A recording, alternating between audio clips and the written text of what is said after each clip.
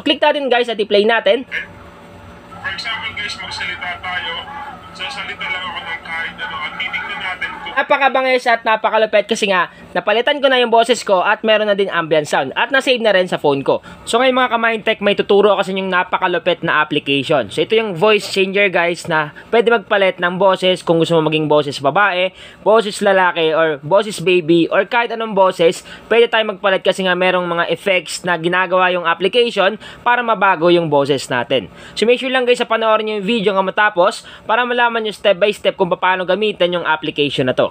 So una natin gagawin guys, kailangan muna natin pumunta sa Play Store. Hanapin natin yung Play Store sa ating cellphone. Once na makita na natin, click lang natin yan. Then pag nag-open na yung Play Store, pumunta naman tayo sa may search bar or search engine sa taas. So ito yun, click lang natin. Then i-type natin dito yung pangalan ng application. So i-type natin yung Voice Changer, Voice Effects, Dairy App. Yan yung eksaktong ito-type nyo para lumabas kagad siya sa result. So ulitin ko guys, Voice Changer, Voice Effects, Dairy App. Once na ma-type nyo na yan, search lang natin. Para ma-search yan, tap lang natin itong magnifying lens sa baba. Click natin to. Automatic lalabas yan sa pangalawang result. So, ito siya. Tandaan nyo yung logo guys ha. Ito yung logo niya. Yung parang microphone dyan na merong apat na parang guhit sa kaliwa at sa kanan. So, ang gagawin natin, click lang natin yan. Ito yung hanapin natin sa Google Play Store. Voice Changer, Voice Effects. Yung creator nito guys ay Dairy App and Notes and Audio Editor and Voice Recorder. Kung makikita nyo, meron na siyang 4.7 ratings and stars. Ibig sabihin lang talaga, legit na legit yung application kasi marami nagre-rate sa kanya. At kung makikita nyo mga comments and reviews, halos puro positive comments yung mababasa nyo. Katibayan lamang yun guys na talagang satisfied yung mga nagda-download itong application na Voice Changer, Voice Effects ng Dairy App and Notes. So ang gagawin natin una, kailangan natin i-download at install itong application. Once na ma-download na natin at ma-install, open lang natin. Take note pala mga ka-Mindtech, bago nyo i-open yan, make sure lang na naka-off yung mobile data nyo or yung Wi-Fi para walang lalabas sa mga nakakagambala sa screen ng phone natin. So, ang gagawin natin, turn up muna natin yung mobile data or kung naka-Wi-Fi kayo, i-turn up nyo muna. So, sa akin naka-turn up na. Sunod natin gagawin, i-open na natin yung application. Click open. Sa unang bukas ng application, ito yung makikita nyo. Nakalagay dyan, Voice Changer. So, antayin nyo lang na matapos at mag-open. Ngayon, next lang natin to. So, ito yung pinaka-dashboard ng application. Nakalagay dito sa taas yung Voice Changer, then yung kanyang picture. At meron ditong apat na category. Una, yung Record and Change. Pangalawa, Open File to Change Voice. Pangatlo, Text to Audio. Then pangapat, My Works. So, napakaraming category dito na pagpipilian. Pero mag-focus tayo dito guys sa may Record and Change. Kasi nga, papalitan natin ang boses natin at lalagyan natin ng sound effects. So, ang gagawin natin, click lang natin itong Record and Change. Click natin. So, unang click nyo guys dyan, meron dyan nakalagay na allow. So, i-allow nyo lang yan para ma-activate yung record and change. So, sa akin, na-allow ko na. Ngayon, susubukan natin guys ha. Itatry natin kung talagang magpapalit yung boses ko dito sa application. So, click lang natin itong record audio. Click natin. So, for example guys, magsalita tayo. Magsasalita lang ako ng kahit ano at titingnan natin kung talaga magpapalit yan once na natapos ko na magsalita dito. So, kahit ano na yung pinagsasabi ko dito guys para sample lang naman. So, ang gagawin natin, pag tapos na, i-stop na natin.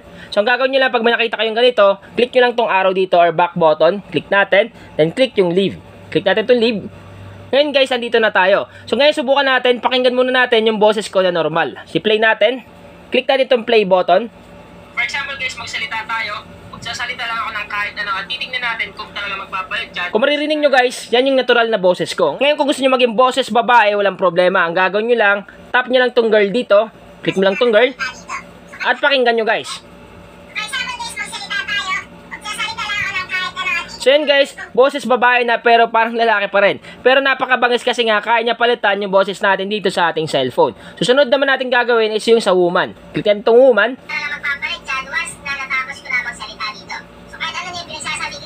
Kung maririnig nyo guys, medyo boses babae na siya. Ngayon dito naman tayo sa susunod. Dito naman sa may boy. Click natin itong boy. Sample lang naman. So gagawin natin pag tapos na, i-stop na natin. Subukan naman natin itong man. Click natin itong man. for example guys, magsalita tayo. Magsasalita lang ako ng kahit ano at titignan natin kung talaga magpapalit dyan once. Sunod naman i-try natin itong baby.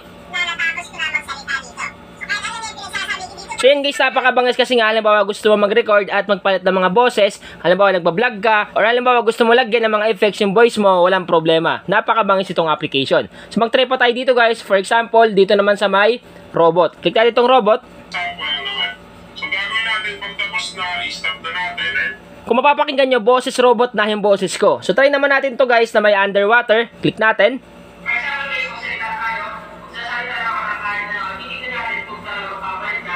Kung mapapakinggan nyo guys, parang nasa ilalim talaga tayo ng tubig. Kasi nga, medyo kulob yung boses natin. Susubukan naman natin tong alien. Click natin tong alien. Natapos ko na magsalita dito.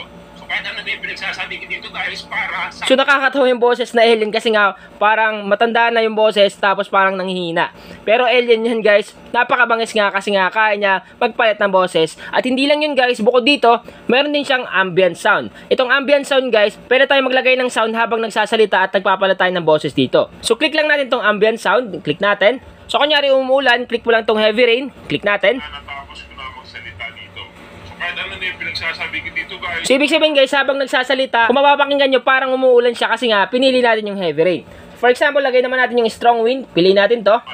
so gagawin natin pag tapos na, i-stop na natin. For example, So yun guys, mapapakinggan nyo, napakabangis kasi nga habang nagsasalita at napalitan yung boses natin, parang may umiihip na hangin. So ganun guys, kabangis itong application kasi nga, pwede mo pagsabayan yung ambient sound at change voice. Napakalupit. Ngayon guys, halimbawa nakapili na kayo dito ng voice na gusto nyo palitan sa boses nyo at nalagyan nyo na din ng ambient sound, para ma-save yan, ang gagawin nyo lang, click nyo lang tong save dito. So for example, itong ginawa ko, nakapili na ako, click mo lang tong save. So automatic na save na yung pinalitan ko na boses ko at may ambient sound na din. At nakasave na siya sa may audio. So click natin guys at i-play natin. for example guys, magsalita tayo. Sasalita lang ako ng kahit ano. At titignan natin kung talaga magpapalit dyan once na natapos. So guys, napakabangis at napakalupit kasi nga napalitan ko na yung boses ko at meron na din ambient sound at na-save na rin sa phone ko. So malaking tulong to guys sa mga nagbablog or gusto mag-record at palitan yung boses nila. Sana guys nakatulong tong vlog ko ngayon. Once again na Mindtech PH, thank you and God bless all.